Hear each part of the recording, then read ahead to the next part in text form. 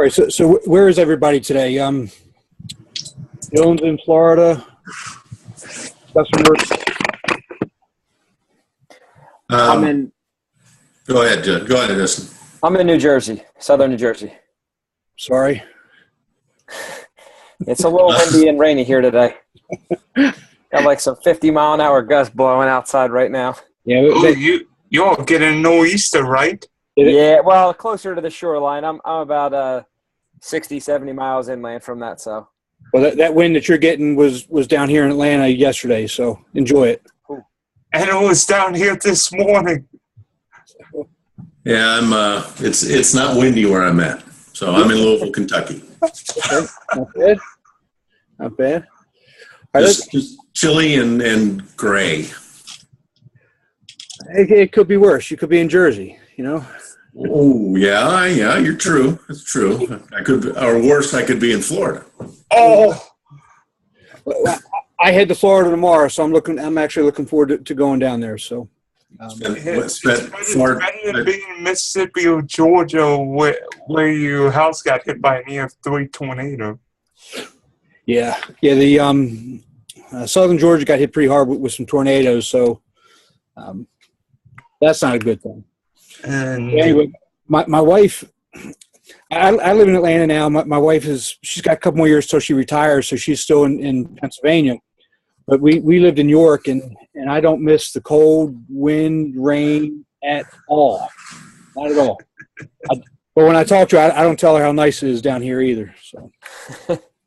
I was born in Pittsburgh, and so I'm familiar with Pennsylvania. Yeah, it's miserable. Anyway, let's go ahead and get started.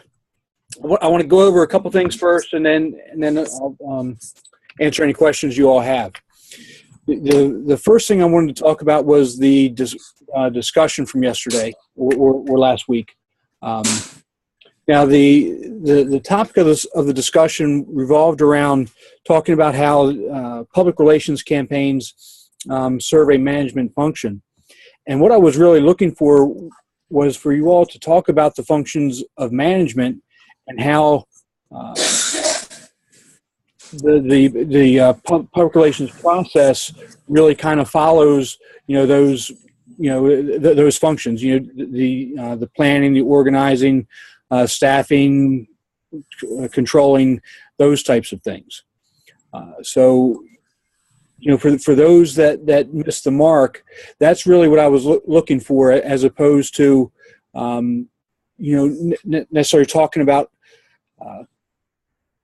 what public relations actually does. So I was really looking for the function piece, because it's the basis for how you actually go about, the campaigns and what we do as public relations professionals. Does that make sense? Yeah, it's just, I don't think it was necessarily clear as to exactly what we were looking to do, and I don't have any problem with my grade or anything like that. I'm not saying that. It's just, it is what it is, and I basically would like to know. I always learn best from what I don't know than what I do know, and finding out what I missed rather than what I didn't. So getting some feedback possibly on what it was that I wasn't able to portray.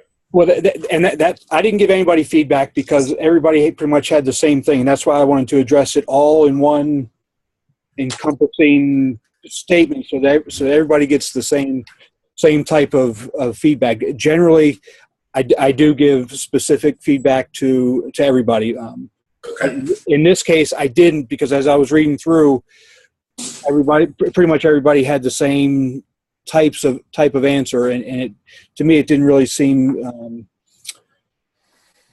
an effective use of for anybody, for me to type it up individually for everybody. If you just say it one time, everybody can come here and look at it. And go on. So what did you want us to do in general for that first discussion? I was looking for your answers to talk about how, the functions of management, the planning, the controlling, leading, evaluating, those functions of management, and how they relate to the public relations campaign.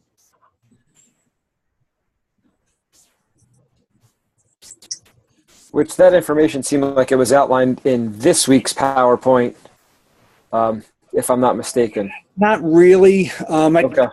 Maybe a little bit. Yeah, I see where you go with there, but I was looking for more on a basic functions of management introductory piece more than anything else. Okay. So that we can. So in other words, really taking the two different concepts and putting them together. Okay. Does that make sense? Yeah. Okay. So Well, I'm not trying to be dense here. I'm kind of missing a little what you're really going for. My understanding was, yes, there's a factor, there's a component of management when you're talking about help from a human resources department, from what you do internally, what you do externally, with your public relations campaign and how it affects your stakeholders. I got all that, but I'm not really getting what you were looking for. Okay. Do you understand what the basic functions of management are? The planning, leading, controlling, evaluating. Yes. Okay. Yes. I was looking for you to take those functions of management, right, and applying them to how we go about creating and building public relations campaigns. It's really this. Okay. The same way. Gotcha. Those same functions are the same. I got you. Okay. That makes sense. All right. So the next piece, and I'm not sure if any of you all fall into this category or not. If you don't, just bear with me as I go through it. The choosing of the organization or the topic for your actual campaign. What I'm really looking for is for you all to pick something that is relevant to your current profession, organization, however you want to put that, or something that you can use moving forward to your next position or future positions. So some people have chosen some kind of broad type of topics that don't really fit, and I want this to be something that you all can use as we're going through this, so that you can really see how it works and are getting something out of it now, as opposed to an abstract type of concept. So if I put those comments in your submission, such as why do you want to do this, or how does this relate to your current position or future positions, those are the reasons why. And if you haven't gotten a grade yet, that's okay. It's not a big deal. I'm not going to mark you late for those types of things. But we've got to get those answers so that you can move on to the second piece of the assignment. Okay? So we can assume that if we got the grade and it was so you're okay, you go ahead with that. Absolutely. So with this assignment, it was you either got all the points or you haven't gotten any points yet. Gotcha. Okay. Eventually, you're going to get all the points for that. So so there's no ambiguity from that perspective. Right? For the overall project, are we allowed to use things that are already in place and just kind of make them more public and bring them to light? I know our program kind of does some things, like we do this bone marrow drive every year where we have 200 to 300 people basically join the bone marrow registry, but it's not overly public. It's not on necessarily our Twitter feed, but it's on our website and things like that. So that's something we could use as a component. That's a great question. You could take an idea or an event or a topic like that and create an entire public relations campaign around that if you would like. Okay. So the event can actually, or the topic, or like what you're saying, it can already be happening, but if it's not being promoted or there's not some other way of communicating that with different publics, of course, you can go ahead and create an entire campaign around that. I would be fine with it. Okay. Great.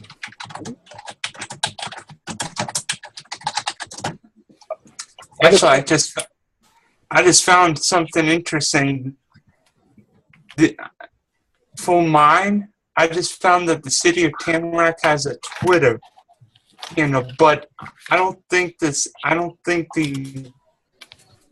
but I think it's different than maybe like some of the youth sports leagues we have, because I don't think they have a social media presence like schools or maybe cities have. And that's something that's something that you could probably develop within your overall campaign anyway, whether they have it or not. So, there's as you build your plan, that should actually be a part of that. Make sense? You see what again? Yeah. So maybe one of the things I could do maybe is see if Tamarack Youth Sports would consider starting a Facebook page or an Instagram page or a Twitter page. Yeah, and with what you want to do, there are some things that you really have to kind of think about and be careful with. But yes. Yeah, especially because we have young people, and I don't want them to get in trouble just for one class. I mean, right, and you have to look at what the purpose of your PR campaign is actually going to be. Is it strictly to build awareness of the overall programs? Then that's great. Then we can talk about posting things such as schedules, registration dates, costs, those types of things that the public need to know, without doing anything that's going to involve any minor information. Would you consider email as part of social media? Because I know that many of the coaches in these youth sports leagues use email to check with parents to email them about what time practice is, what time picture day is, and what times they have to be there for games. Is it a form of social media? Technically, yes, but ultimately, all these things that we use, they're just tools. So you'll end up having doing what you're doing. Yes, emails to parents is something that you'll probably do. Other campaigns may not use email, and that's kind of one of the next topics. But you'll need to figure out which ways are your publics actually communicating, and how are they getting their information. Okay. But that's part of the second piece of the assignment. So I don't want to necessarily jump too far ahead yet. Okay.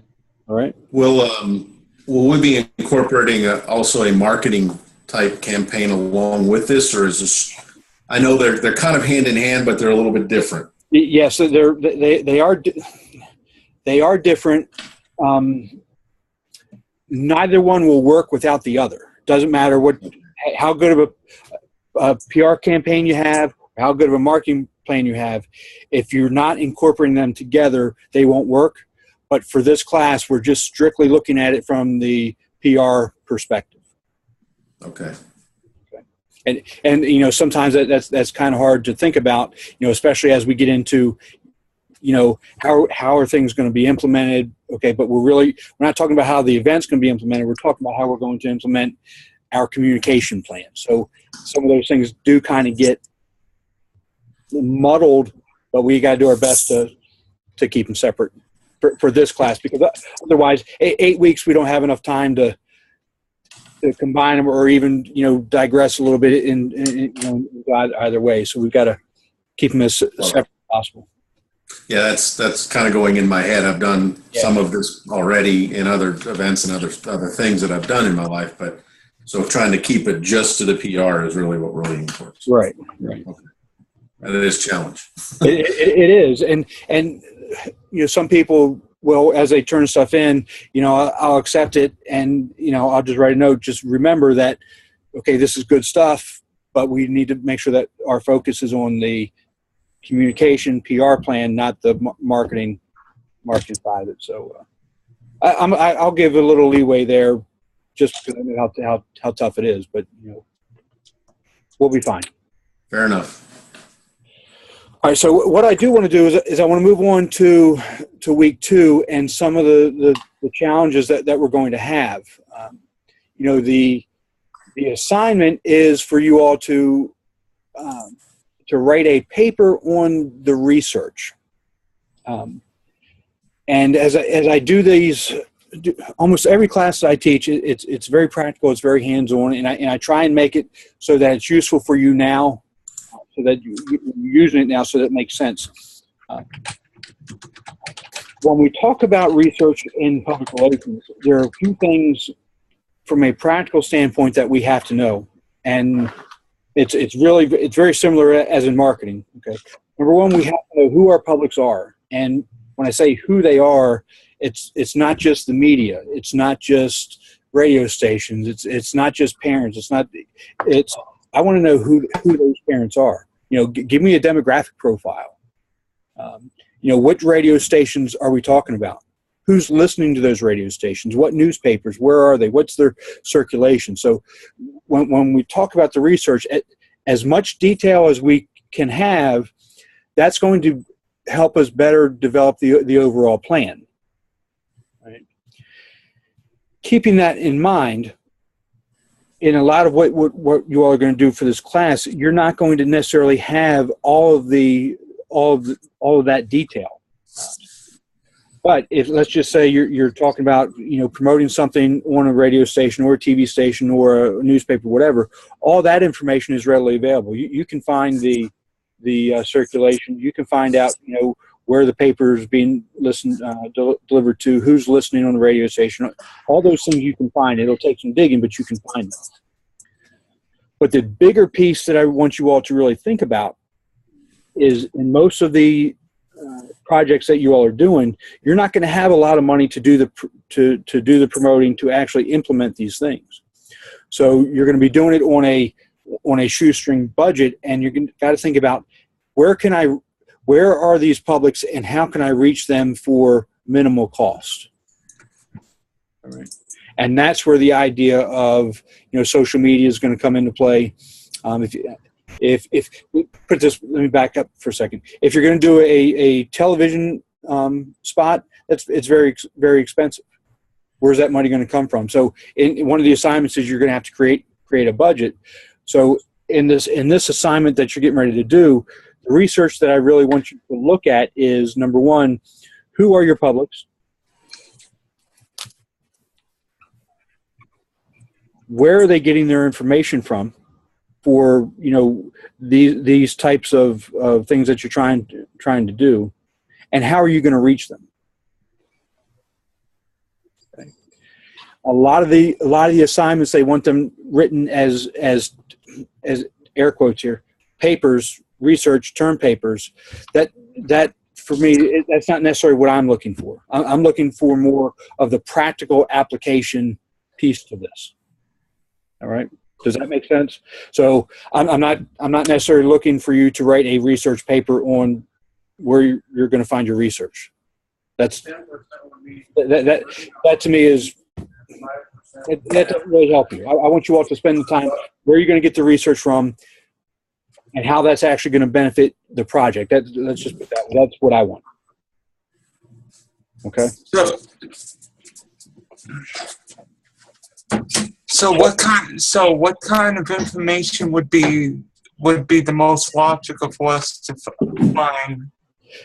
It really varies for each individual project. Now, so Dylan, for you, if you're doing the recreation program, you want to know who are the people that are using the recreation program. Where do they live? What's their overall demographic profile? Where are they getting their information from? How is the recreation program currently promoting its programming, and how effective is that program? That's all part of that research process. That's that first piece that we have to figure out, so that we can then go ahead and start building our plan.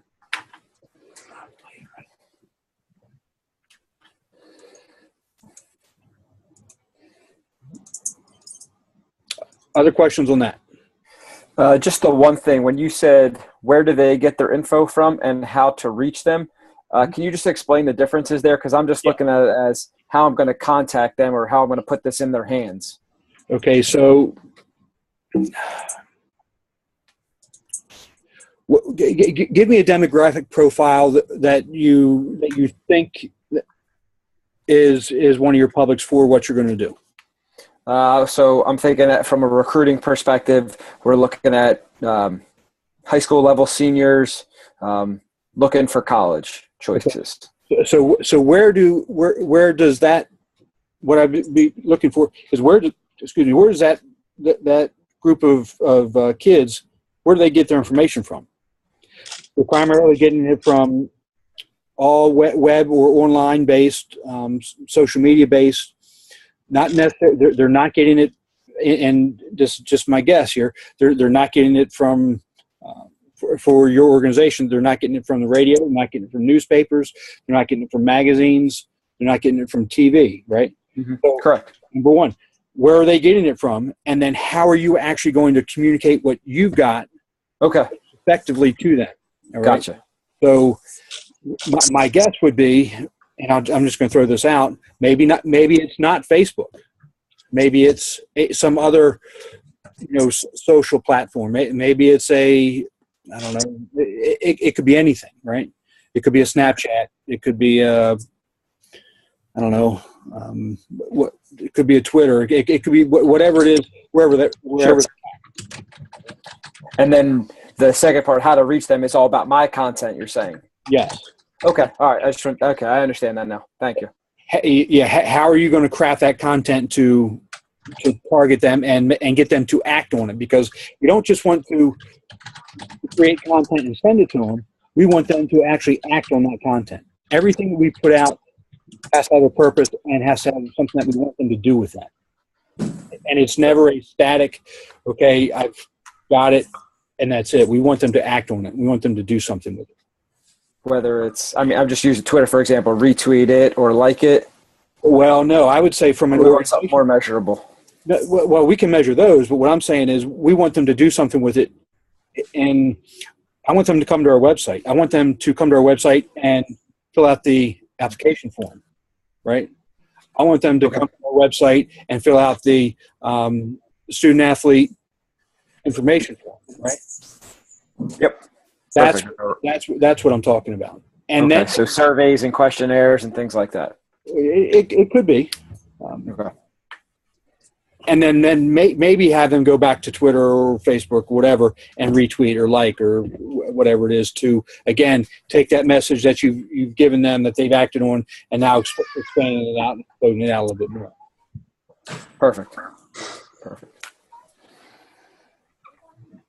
Make sense?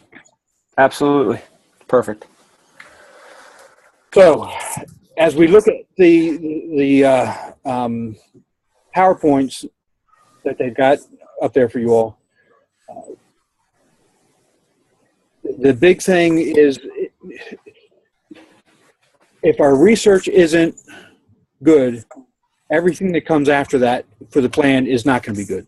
So the more complete, the more thorough the research, the better off our plan is going to be. And I guess that's my big takeaway for you guys that I want you all to get. So the better our research, the more in-depth our research, the better quality our research, the better our plan is actually going to be. All right? Great. Understand? Yes. All right, so what questions do you have for me?